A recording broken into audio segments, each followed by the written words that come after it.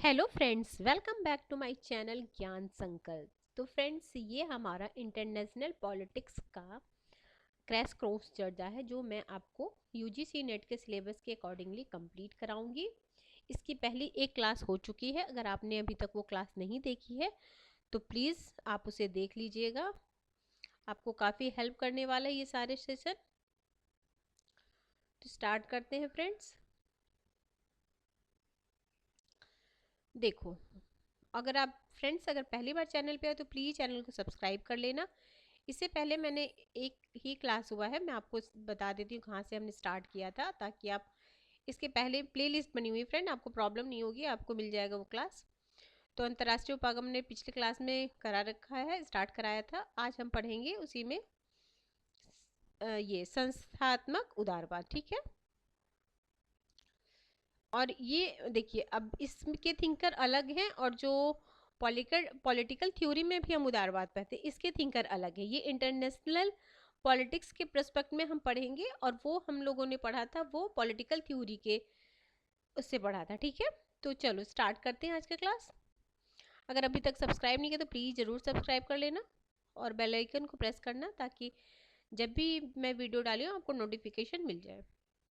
तो देखो, संस्थात्मक उदारवाद उदारवाद की मूल्य मान्यता के अनुसार अंतर्राष्ट्रीय राजनीति में सहयोग, समन्वय एवं शांतिपूर्ण संबंधों का निर्माण होना चाहिए, ठीक है। लेकिन उदारवादियों ने शांति एवं सहयोग की स्थापना के लिए अलग अलग साधनों का सहारा लिया है। संस्थात्मक उदारवादियों की मान्यता है कि संस्थाओं के निर्माण से राष्ट्रों के मध्य सहयोग में वृद्धि होगी। उदारवाद की यह मान्यता पूर्व आदर्शवादियों से भिन्न है, क्योंकि परंपरागत उदारवादियों के अनुसार अंतर्राष्ट्रीय संस्थाओं की स्थापना मात्र से विश्व में शांति स्थापित होगी, परंतु जो समकालीन उदारवादी विचारकों के अनुसार संस्थाएं शांति निर्माण में सहायक हैं। जो संस्थाएं बनाई गई, जैसे यूएनओ बनाया गया, किस लिए बनाया गया? शांति स्थापना के लिए बनाया गया है। लेकिन स्वयं शांति की गारंटी नहीं होगी, ठीक है। आगे है, अब इसके लिए तो देश को सहयोग करना पड़ेगा ना। यूएनओ तो बना है, बट उससे शांति स्थापना का प्रयास किया गया, परंतु गारंटी तो नहीं ली गई कि उससे शांति स्थापना हो ही जाएगी। अभी देखो रसिया और उसमें कैसे हो रहे हैं। रशिया बोले यूक्रेन, और उसमें चलो ठीक है, आगे है। इसके अनुसार संस्थाओं और संगठनों के द्वारा सामान्य नियमों एवं मानकों का निर्माण होता है, जिनका पालन प्रत्येक राज्य करता है। अतः यह विश्व व्यापार संगठन के द्वारा राज्यों के मध्य बहुपक्षीय सहयोग हो रहे हैं। संस्थात्मक उदारवादियों ने राज्यों के मध्य संस्थाकरण का व्यवहार एवं अनुभविक अध्ययन करने का भी प्रयत्न किया। इसकी मान्यता है कि संस्थाओं, और ये किस बुक से मैं करा रही हूँ? ये राजेश मिश्रा की बुक से करा रही हूँ आपको।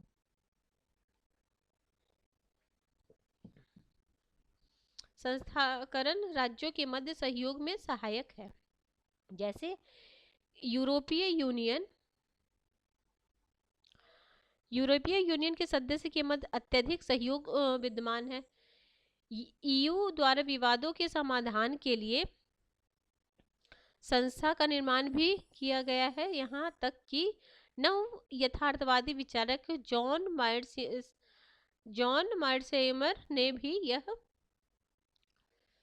यह माना है कि उच्च स्तर का संस्थाकरण बहुध्रुवीय विश्व की अस्थायी अराजकता को न्यूनतम करने में सहायक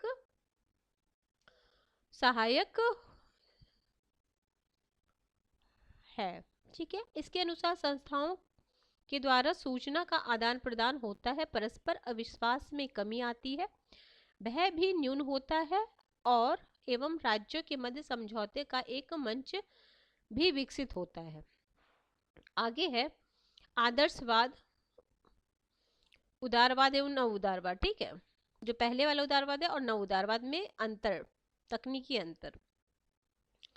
देखो, आदर्शवादियों की मान्यता थी कि अंतरराष्ट्रीय संस्थाओं के निर्माण में विश्व में स्वाभाविक रूप में शांति स्थापित हो जाएगी, जबकि नव उदारवादियों की यह मान्यता है कि संस्थाएं शांति निर्माण में सहायक हो सकती हैं, लेकिन संस्थाओं के द्वारा स्वतः शांति नहीं आ सकती है। क्या बोला गया है?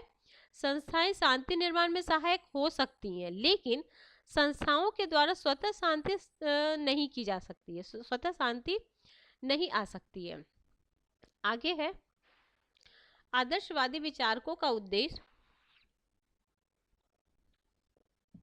विश्व सरकार का निर्माण करना है, जबकि नव उदारवादी राष्ट्र राज्यों के मध्य सहयोग पर ज्यादा बल प्रदान करते हैं, विश्व सरकार के निर्माण पर नहीं।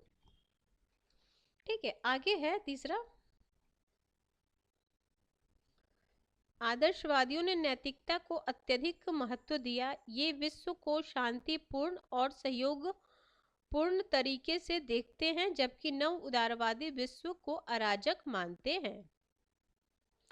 आगे है नव उदारवाद और नव यथार्थवाद में क्या वो है, डिफरेंस है। देखो, नव यथार्थवाद और नव उदारवाद ने विश्व को अराजक रूप में देखा है, ठीक है, जिसका अभिप्राय है कि विश्व में राष्ट्र राज्य के व्यवहार को नियंत्रित करने के लिए किसी केंद्रीय संस्था का अभाव है। इसीलिए विश्व मूलतः राज्य केंद्रित व्यवस्था द्वारा संचालित है, लेकिन नव उदारवादियों और नव यथार्थवादियों ने अराजकता की प्रकृति और परिणामों को अलग अलग रूपों में परिभाषित किया। अब इसलिए इनमें स्पष्ट अंतर विद्यमान है। क्या क्या स्पष्ट अंतर है? पहला है, देखो, नव उदारवाद अंतर्राष्ट्रीय राजनीतिक सहयोग एवं शांति पर बल देता है और पारस्परिक हितों को अत्यधिक महत्व देता है। इसके अनुसार यह सहयोग शांति और समुदाय संबंधों, व्यापारिक आदान प्रदान और लोकतांत्रिक संस्थाओं के बेहतर किया जा सकता है, जबकि इसके विपरीत केनेथ वॉल्जर जैसे नव यथार्थवादी विचारक सहयोग को अत्यधिक कठिन मानते हैं, क्योंकि राज्य एक दूसरे पर विश्वास नहीं करता तथा धोखेबाजी की समस्या लगातार बनी रहती है। दूसरा है कि नव उदारवादियों के अनुसार अंतर्राष्ट्रीय संस्थाओं और संगठनों को निर्मित करके राष्ट्र राज्यों के मध्य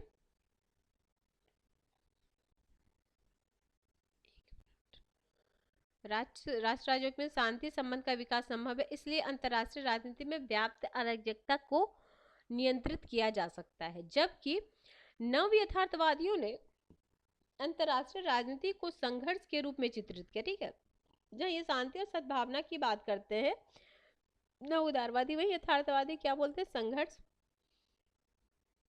के रूप में चित्रित किया है, जहां राज्यों के मध्य सहयोग यदि असंभव नहीं तो कठिन अवश्य है, क्योंकि इनके अनुसार इस अराजक विश्व व्यवस्था में प्रत्येक राज्य अपनी सुरक्षा के लिए स्वयं उत्तरदायी होते हैं, इसलिए वे अधिक से अधिक शक्ति अर्जन के लिए प्रयत्नशील होते हैं।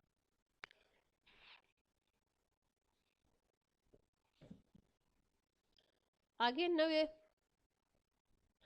यथार्थवादियों ने शक्ति संघर्ष को अंतर्राष्ट्रीय राजनीति का केंद्र बिंदु स्वीकार किया। इस बिंदु पर बल दिया है कि राज्य को अपनी क्षमता में वृद्धि के लिए निरंतर प्रयत्नशील होना पड़ता है। केनेथ वॉल्जर ने शक्ति को साधन मानते हुए राष्ट्रीय हितों को साध्य माना।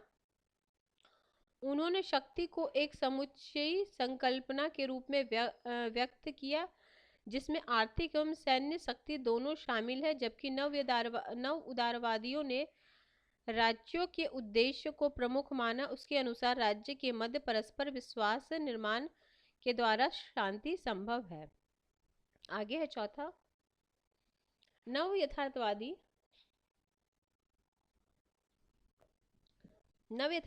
के अनुसार अंतर्राष्ट्रीय राजनीति में प्रत्येक राज्य अपने हितों को अधिक से अधिक करना चाहते हैं। इसी के साथ राज्यों का यह भी प्रयत्न होता है कि वे दूसरे के लाभों को कम से कम कर सके,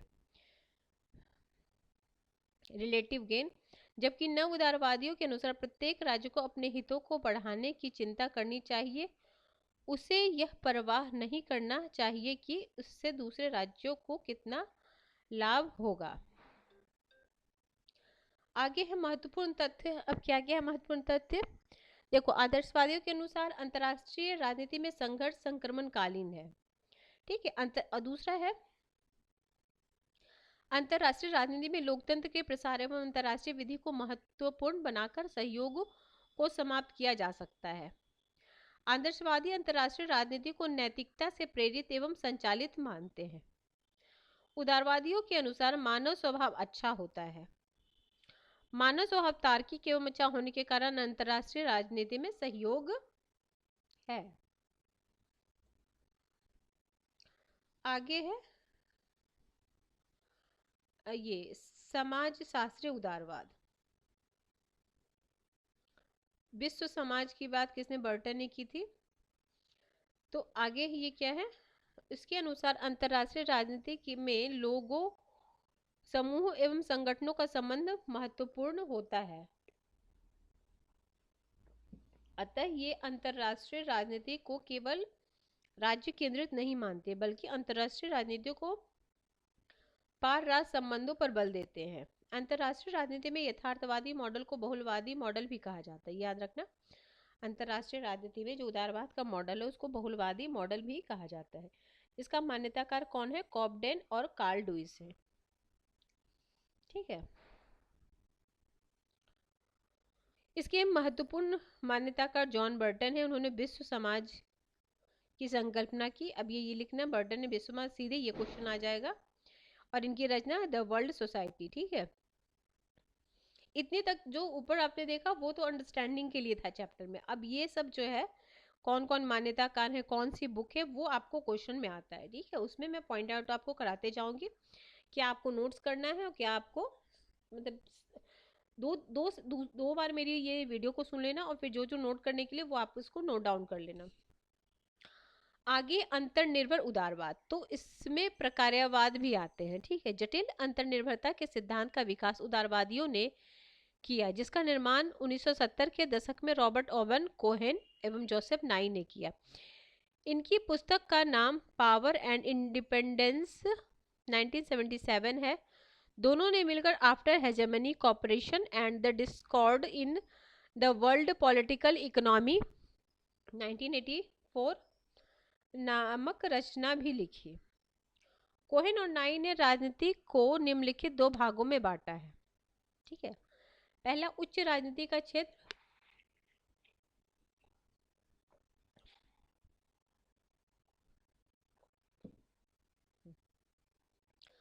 कोहेन एवं नाई ने उच्च राजनीति के क्षेत्र में राजनीतिक गतिविधियों एवं सैनिक गतिविधियों को शामिल किया।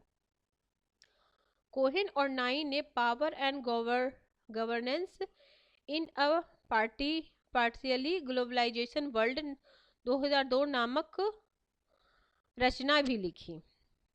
आगे है निम्न राजनीतिक क्षेत्र।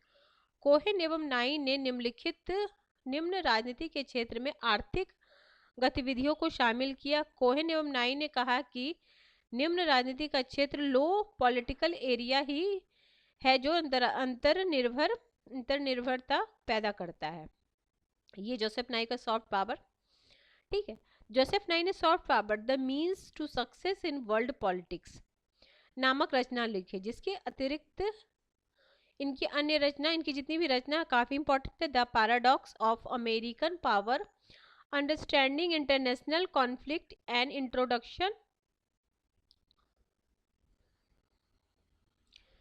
Introduction to the theory and history 2008 bounded to lead the changing nature of American power.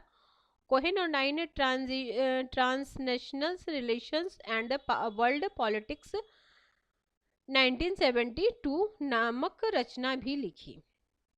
आगे है, ठीक है, संस्थागत उदारवाद। देखो, इसके अनुसार अंतर्राष्ट्रीय यूरोपीय यूनियन एवं विश्व व्यापार जैसे संगठनों के मध्य शांति स्थापित हो सकती है। आगे गणतांत्रिक उदारवाद। कांट जर्मनी के दार्शनिक थे, जिनका प्रसिद्ध कथन है कि लोकतांत्रिक राज्य आपस में युद्ध नहीं करते। ठीक है, ये देखो, सबसे पहले तो कांट कहाँ के थे, कांट भी आदर्शवादी हैं, जर्मनी के थे, और इनकी जो कोटेशन है, लोकतांत्रिक राज्य आपस में युद्ध नहीं करते। इसी मान्यता को समकालीन विश्व में माइकल डोल ने पुनर्जीवित किया। क्या माइकल डोल ने जीवित किया कि जो लोकतांत्रिक राज्य अपने संघर्षों को शांतिपूर्ण समाधान करते हैं। ठीक है, आगे लोकतांत्रिक राज्य के मूल्य समाज होते हैं, इसलिए ये परस्पर शांति का निर्माण करते हैं। माइकल डोल ने लोकतांत्रिक शांति का सिद्धांत दिया। अब सीधे ये क्वेश्चन आ चुका है, लोकतांत्रिक शांति का सिद्धांत किसने दिया? तो माइकल डोल ने दिया। ठीक है, तो ये सबको आप एक एक लाइन में लिखते जाओ, आपके अच्छे नोट्स बन जाएंगे इंटरनेशनल पॉलिटिक्स के। जब आप क्वेश्चन सॉल्व करोगे, खासकर यूजीसी नेट और हायर के एग्जाम के लिए जब तैयारी कर रहे हो, जैसे किसी भी स्टेट का असिस्टेंट प्रोफेसर का, तो आपको काफ़ी जगह ऐसे क्वेश्चन आपको मिलेंगे। ठीक है फ्रेंड्स, तो आज की क्लास में हम इतना ही कराते हैं। नेक्स्ट क्लास में इससे आगे का कराएंगे। आगे अंतर्राष्ट्रीय बनाम वैश्विक है, उसके बाद क्या क्या टॉपिक है हमारा, यथार्थवाद फिर हम पढ़ेंगे। यथार्थवाद काफ़ी इंपॉर्टेंट है, इसके जितने भी थिंकर हैं उनके बारे में, सबके बारे में हम देखेंगे। ठीक है, ऑफेंसिव डिफेंसिव जो है, नव यथार्थवादी, जो अब इसमें क्या जो जो थिंकर है ना, वो काफ़ी इंपॉर्टेंट है आपके लिए। तो फिर अभी 2 क्लास और इसकी लगी, मैं छोटे छोटे वीडियो बना रही हूँ ताकि आप आराम से उसको देख लो और सब कुछ याद होते जाए। ठीक है, फिर हम प्रकारवाद, फंक्शनल, डेविड मेट्री ने दिया था, ये सारे करेंगे। फिर मार्क्सवाद पढ़ेंगे। ठीक है, नव प्रकारवाद, ये अर्नेस्ट हास, इस बार भी पूछा था ये वाला क्वेश्चन, नव प्रकारवाद। ठीक है, तो चलो फ्रेंड्स, अब इस व्यवस्था सिद्धांत किसने दिया, ठीक है, ये सब करेंगे। ये जितने भी इस चैप्टर में आपको एक बार दिखा दूँ, काफ़ी इंपॉर्टेंट होने वाला है ये चैप्टर आपके लिए, और काफ़ी अच्छे कंटेंट आपके पास हो जाएंगे। ठीक है, तो ठीक है फ्रेंड्स, अगर आपको किसी वजह से ये चैनल हेल्प कर रहा है आपके प्रिपरेशन में, तो प्लीज़ चैनल को सब्सक्राइब करें, ज़्यादा से ज़्यादा अपने फ्रेंड में शेयर करें, और अगर पसंद आती है वीडियो तो ज़रूर लाइक करें। और इसको मैं आज आदर्शवाद उदारवाद से जितने भी विचारक हैं उनकी जो बुक है वो मैं आपको आज शॉर्ट्स के थ्रू अभी थोड़ी देर में डाल दूंगी। ठीक है, या हो सकता है ये वीडियो जाने से पहले ही मैं इसके शॉर्ट्स आपको दे दूँ। ठीक है फ्रेंड्स, तो मिलते हैं हम नेक्स्ट वीडियो में। Till then bye bye.